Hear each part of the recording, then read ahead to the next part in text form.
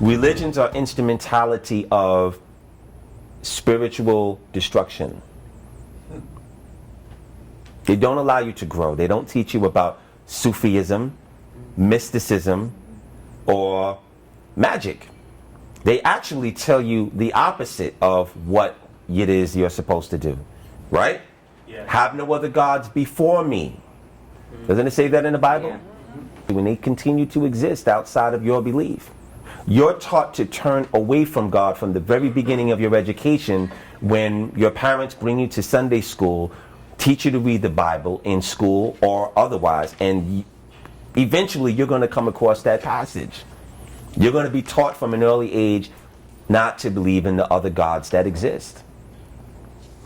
So what the Bible, the Quran, and the Torah do is they talk about Melchizedek to validate the instrumentality of destruction that they're offering to you, because they know that Melchizedek is an eternal being.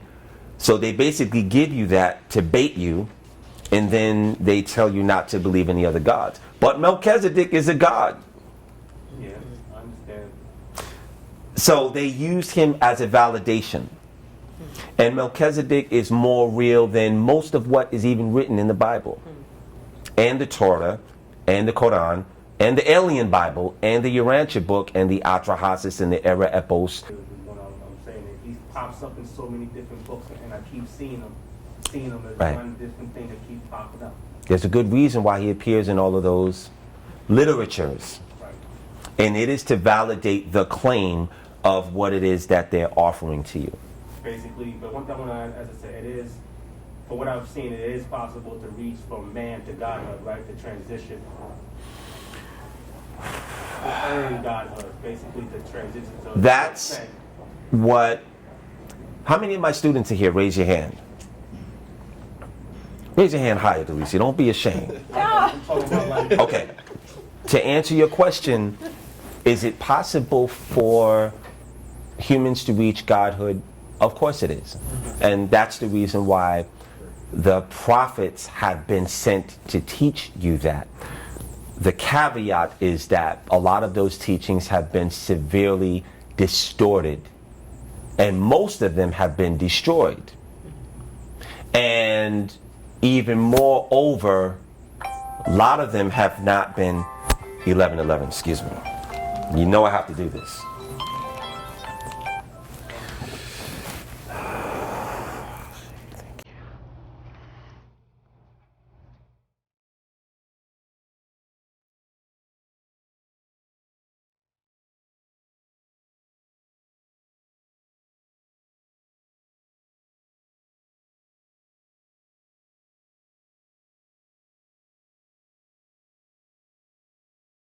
Immortality is part of the eternal.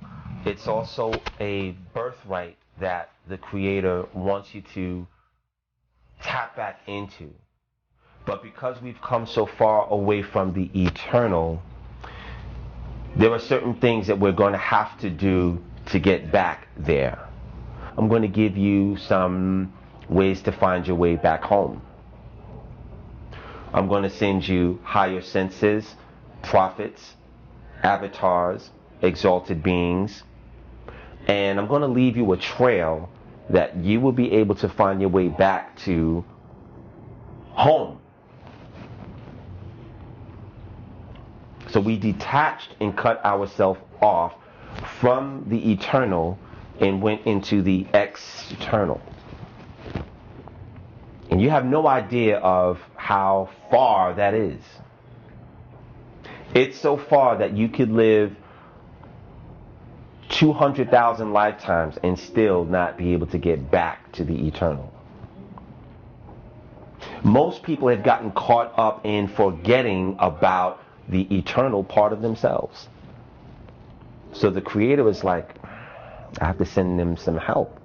But we always ignore our prophets. We destroy the messengers. We laugh at the people who are gods in human form. We doubt the people that are copies of exalted beings. And they've all been sent from the Creator to help you get back to where you once were. Any other questions? Yes, Delisa. I just always wondered, what does it mean when it says, particularly from the Bible, in the order of Melchizedek? Because no one ever talks about it. This is the most I've heard, and I've had questions for years. So I'm grateful to be here to hear this. But I always wondered, what did that mean?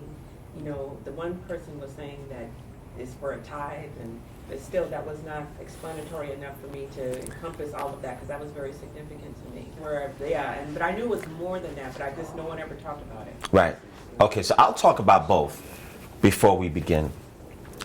The tithe of 10% is, again, a universal law. I give away a lot of tithing. In Islam, they call it zakat. When you give away at least 1/10 of your,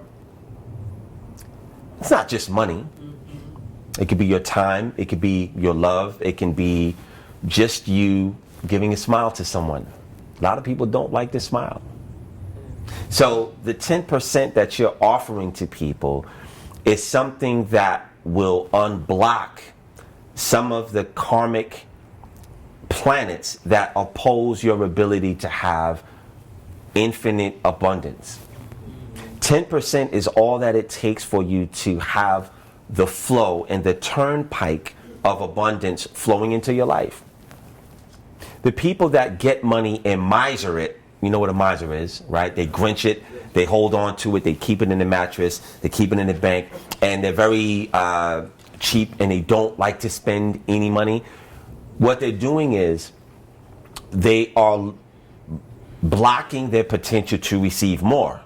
Whereas if you look at the billionaires and the high millionaires of this world, they understand the concept of tithing because they've developed a philanthropic practice that where they give away 10% of the totality of what they have in order to continue to gain more money. So it's a universal law of reciprocity, and 10% is the integer that people use in order to keep their abundance flowing. In terms of the order of Melchizedek, like I said before, Melchizedek is an order. It's an entire agency. And there is one in particular who was the leader of that agency. And they go to habitable worlds with humans, and they teach the humans about the laws of the universe. 10% was one of the ones, or tithing was one of them, reciprocity, cause and effect, the law of correspondence, the law of mentalism, Amander. These are the laws that have been constantly projected and taught to us throughout the ages, because humans like to forget things. We like to forget that when we do things that are antithetical to the laws of the universe, we're going to have an adverse reaction or a repercussion because we're not following those laws.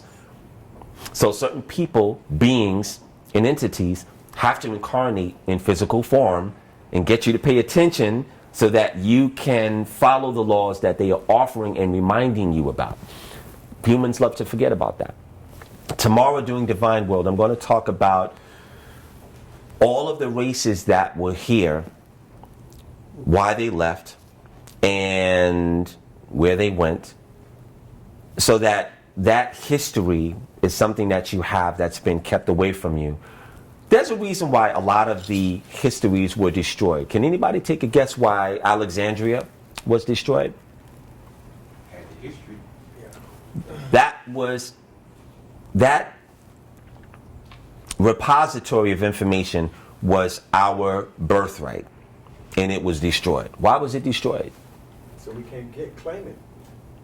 Keep us in a spiritual bondage, enslaved mentality. Okay. And lost.